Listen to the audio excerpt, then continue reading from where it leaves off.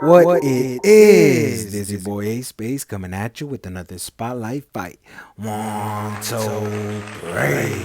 And tonight in the spotlight, Oscar Valdez tests positive for phentermine.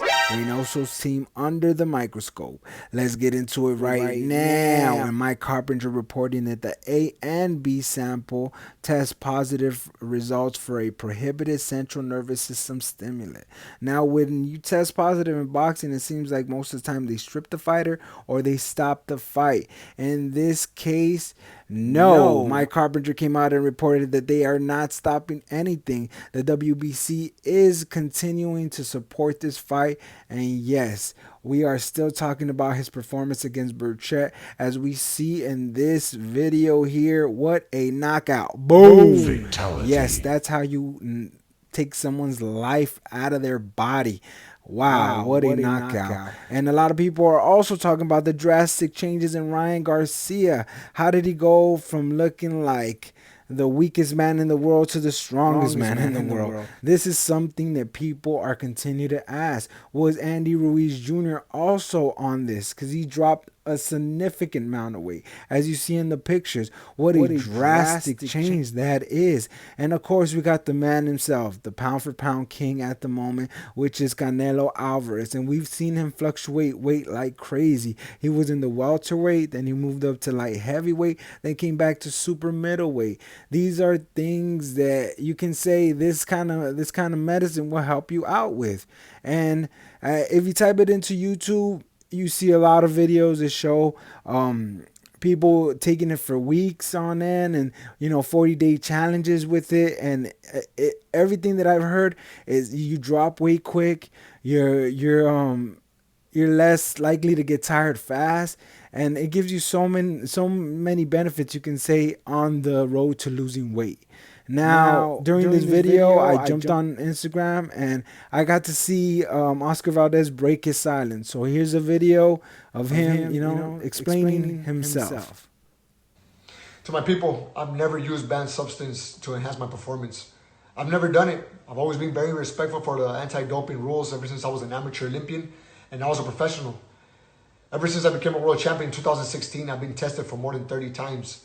I insisted on writing on Nevada testing myself for the Robson Conceicao fight and put that under my contract. I would like to thank my manager Frank Espinosa, my trainer Eddie Reynoso, and all my team and everybody who's been with me through these tough times. I would also like to thank the Pascuayaki Boxing Commission for letting this fight proceed and hearing my case. I will happily comply with all the situations set forth by the Boxing Commission Council, collaborate with all the program tests and other activities required for me. I hope to see you guys September 10th on my first title defense back in Tucson, Arizona. I wish you all well.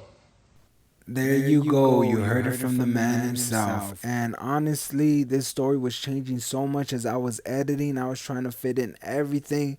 But as it goes, people are saying that it's not helping him at all other than losing weight and cutting weight. But from what my girl told me and from what the internet has told me is that this can help you with your reaction time, help you during training by lasting a little longer, help you with your blood circulation, and it helps your body just drop weight, but also keeps you up and keeps you going. They compare it to a methamphetamines type deal. So a lot of people are saying that this is not helping them in any way.